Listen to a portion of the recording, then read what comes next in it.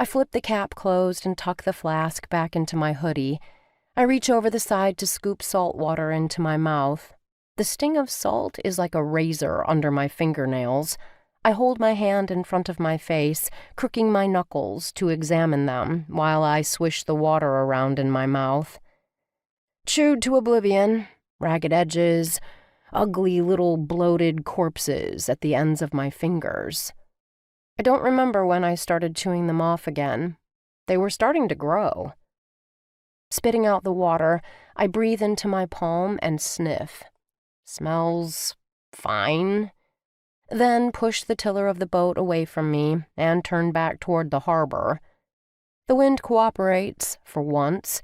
It's a perfect day out on the bay, brisk, sunny, the cobalt water of the salt just starting to whitecap, and the sun burning white in the cerulean sky.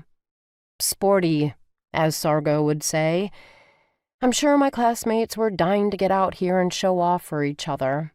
It's the first sunny day we've had in months. That's the downside of living in the only place on the new California coast with water. That water is fog, and it's always in the air. I make it back to the harbor and pull up next to the dock, misjudging the distance and slamming the hull of my boat hard against the wood. "Easy, Howsley!"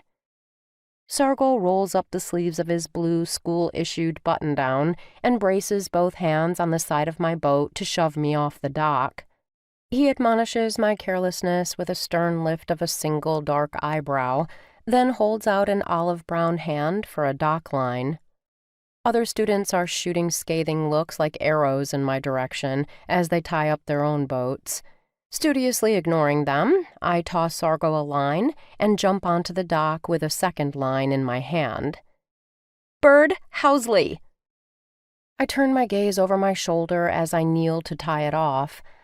Electra is striding past Sargo, her eyes flashing, her ponytail bouncing, the fiber of her expensive waterproof sailing pants swishing with every pompous step, shaking the dock below my knee.